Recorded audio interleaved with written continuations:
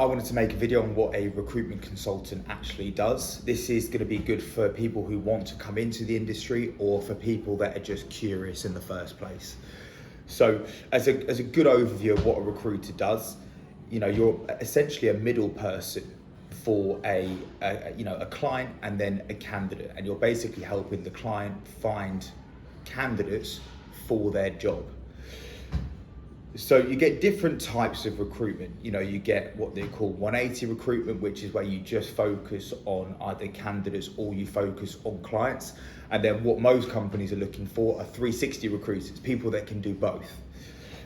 You've also got permanent recruitment, and then you've also got contract recruitment as well. So permanent recruitment is pretty simple. It's let's say you're on a yearly salary. Let's say you're a software developer and you get paid £100,000 a year.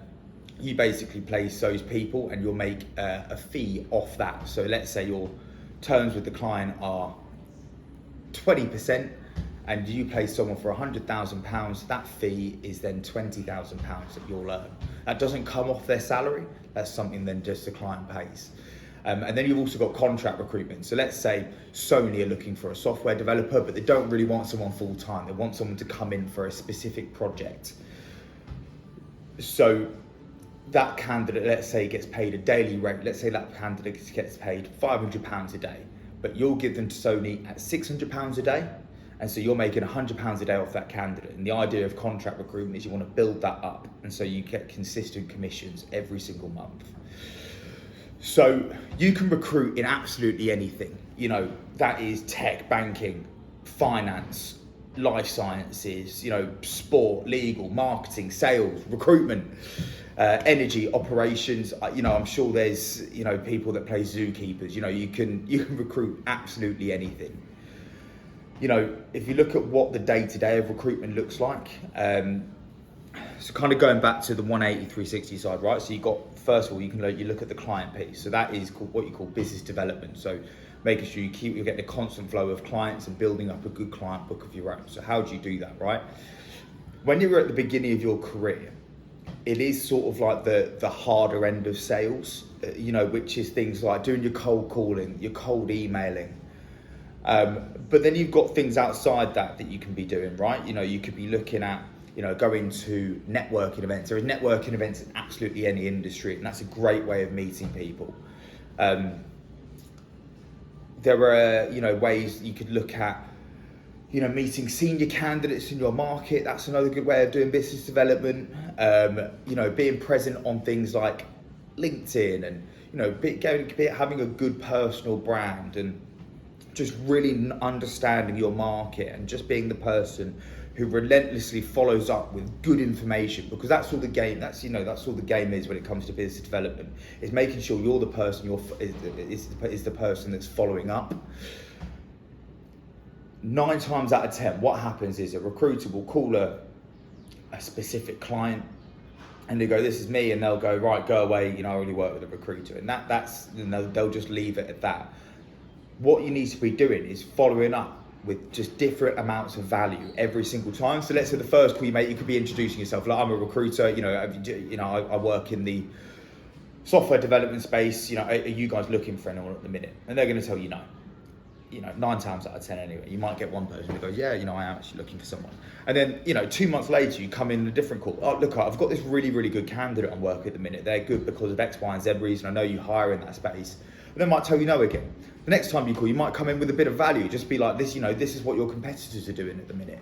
And then, they're going to go, "Oh, that's interesting." And then suddenly they're starting to like you a little bit. You may not have got a job by that point, but then you call them another 2 months later. You might just ask them for a bit of advice, right? "Do you know anyone? I've got this pretty senior role. Do you know anyone?" And what you're doing, you're just building up credibility.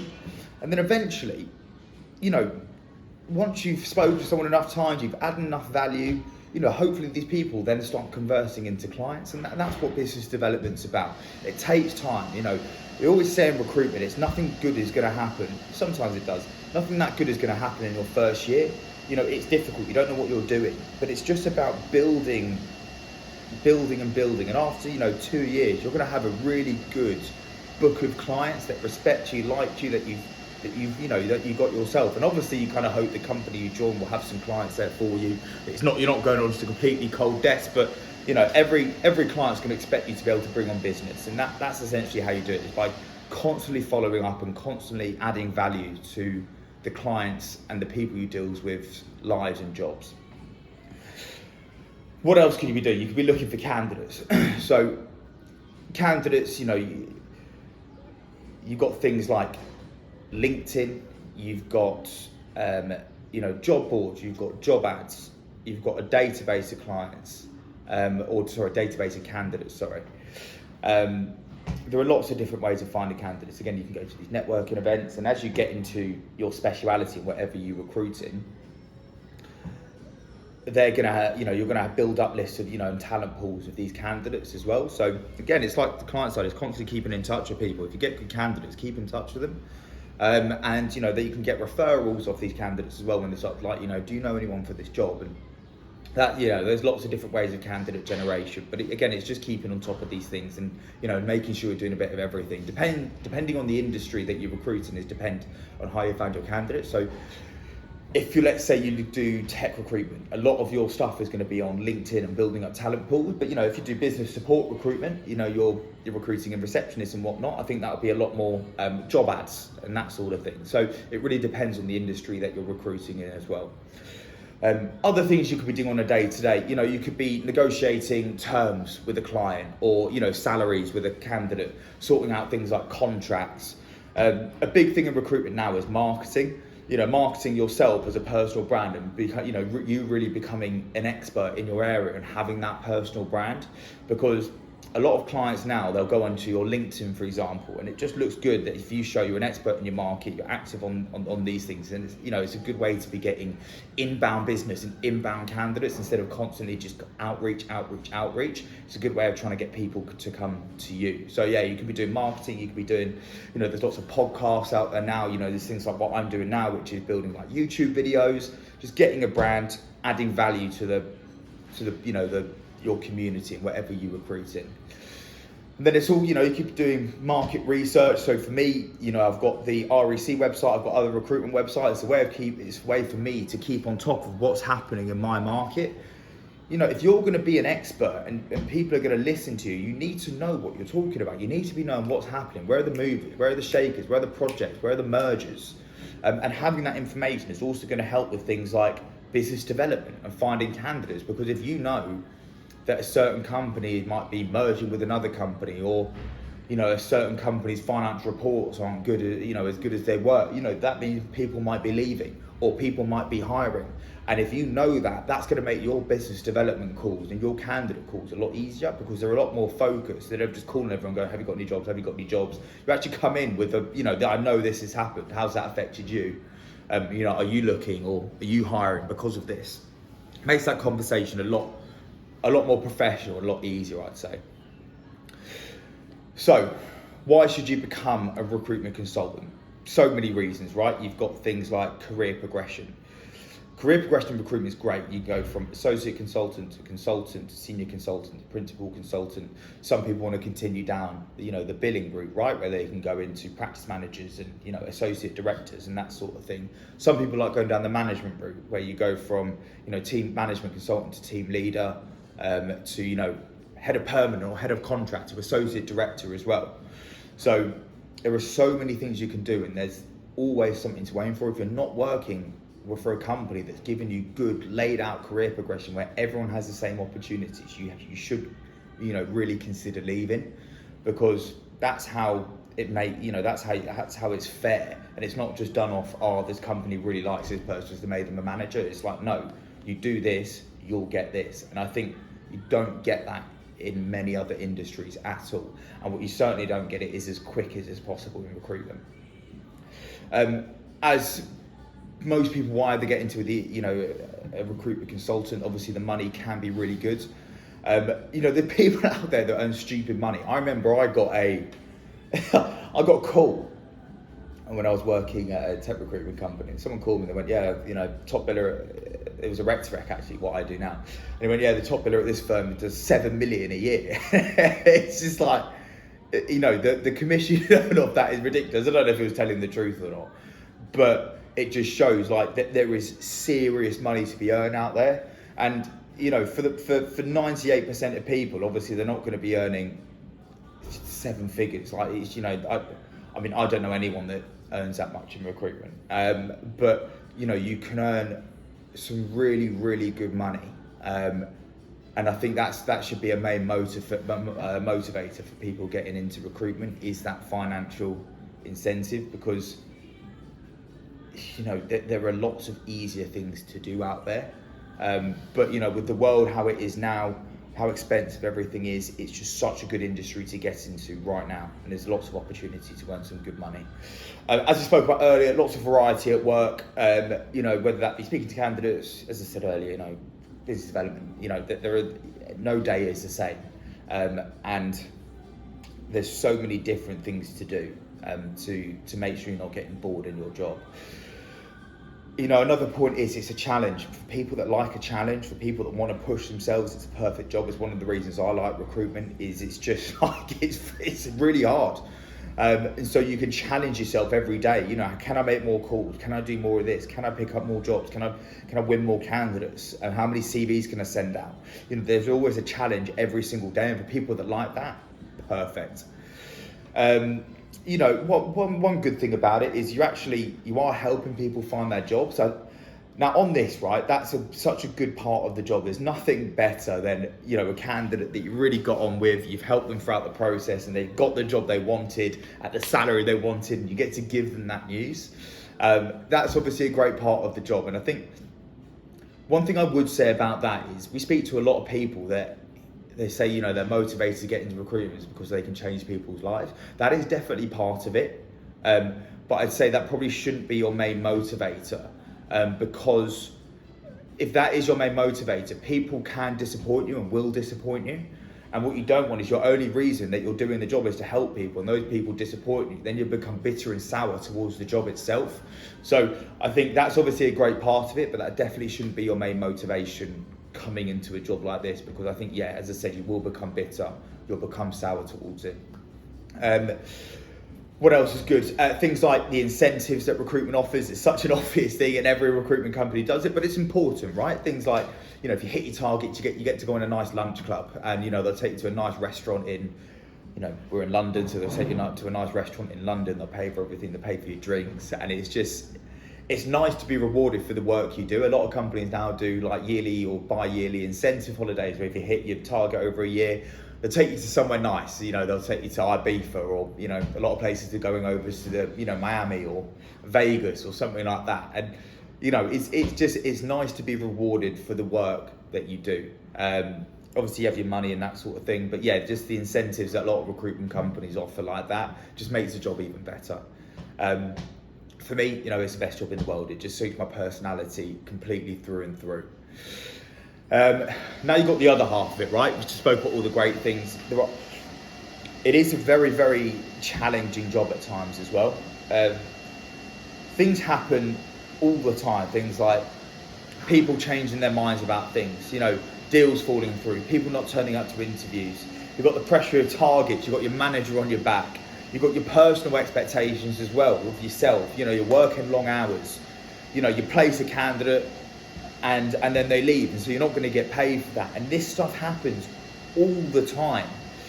And for some people, that can just really affect them. And I think one of the reasons for that is when times are going really well, people get too caught up in those highs, and they start thinking, shit, I'm the business. I'm so good at this job. And then when the lows happen, which they inevitably will, because you start thinking that you're the business, you start slipping on certain things, and you start cutting corners on your process and that sort of thing, and then bad things start to happen. And then because of that, because they were so high, when the lows happen, they were just twice as low, and they think, oh, this job's shit, you know, how does anyone make any money in this? And it's really easy to get into that mindset, and especially in your first year, when you don't really know what you're doing and you're making these mistakes. You have to look at it as in like, right, that's just happened. The candidate's just not turned up to an interview, or the candidate's just declined my offer. Don't look at it as in like, oh, that's the world just hates me and that's just bad luck. You've got to look at it and go, right, what can I have done better next time? And that is how you become a great recruiter. You take the challenges that you've had in recruitment and you take complete accountability of those challenges, and you go, right, I'm going to look at that and go, this is what I'm going to do better next time. This is what I could have done better. I could have qualified them better at the beginning of the call. I should have known that this other opportunity was paying more. And, even when these things do happen, you can't, if a candidate has a better opportunity than you're having, it's paying twice as much, of course you're going to take that job, right? But if you're aware of that and you know that, and you've kept the client that you sent them over to in the loop with all that, and you knew it was going to happen, then it's not a bad thing, because you knew that was going to happen, so you move on. Or you got to think of it in the way that, well, maybe I shouldn't have sent that candidate over there because I knew he had that other job. And it's just about looking at what you have, and that's why the first year in recruitment is so tough, because you haven't made those mistakes yet. And so you make the mistakes, then you look at it and go, right, what could I do better next time? And then in the second year, you'll be equipped with all the ways that you've improved yourself. Then you'll have a better second year. You do the same in the second year, you have a better third year. And it's just making sure that you do the basics every single day and you work hard every single day, because good things will happen. That's just the way it works. So I guess we can move on to the types of people that do well in recruitment. I think a good answer for that is anyone. Anyone has the opportunity to do well in recruitment. Now, I think a key thing is you have to have a reason for wanting to do this job. Whether that be money, whether it be career progression, whether it be, you've got a chip on your shoulder about something, you want to prove yourself, whether you're super competitive and, it's one of those jobs where you can be top of the leaderboard, you have to have a reason to do it, or you will leave or you won't do well, because you have to have, when things are going bad and it happens in weeks, it happens in months. If you haven't got a reason for being there, you're just going to go, fuck this, I'm just going to go and get a job somewhere else. I'm going to go and get a job in internal recruitment where I get paid a little bit more, or not that internal recruitment's any easier or anything like that. It's just, I'll just go, you'll chase a job with a bigger base salary somewhere else. So I think that's key. You have to have a real reason for doing it. And if it is money, why is the money important to you? Because everyone wants to get rich. Everyone wants to have money. Everyone wants to be, good career progression. But 95% of people are not willing to put in the work to do that. So it's about having a reason for being there. People that are driven, right? People that, again, that comes back to having a reason. Resilience. I think you can learn resilience, in my opinion, is something that you can learn. It's good to have a base amount of resilience before you come into the job, I think. But yeah, I, in my opinion, resilience is something you can learn, and you have to be resilient because, as I've mentioned already, bad things will happen. You've got to look at it. You have a bad call, you have a bad day. You don't come in the next day moaning and going, oh, I've had such a bad day, nah, nah, nah. You crack on with a smile on your face and you move on.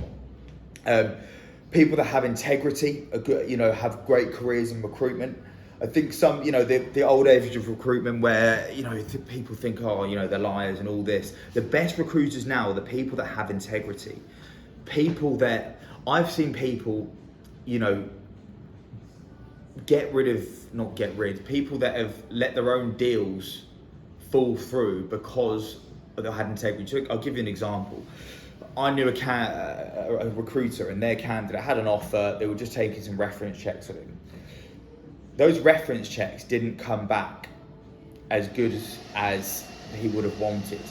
And instead of just going, let's just keep it going anyway, he let the client know this is what the reference check has come back as. He lost that deal, but the client knew that he was that's the recruiter wanted to work with, someone who didn't lie about anything, just people with real integrity, because that's what's going to help you build relationships, and that's what recruitment is. It's relationships, people that call you to go for advice about jobs, and that's the type of thing that builds a relationship, is them knowing that you have real integrity and that you're honest.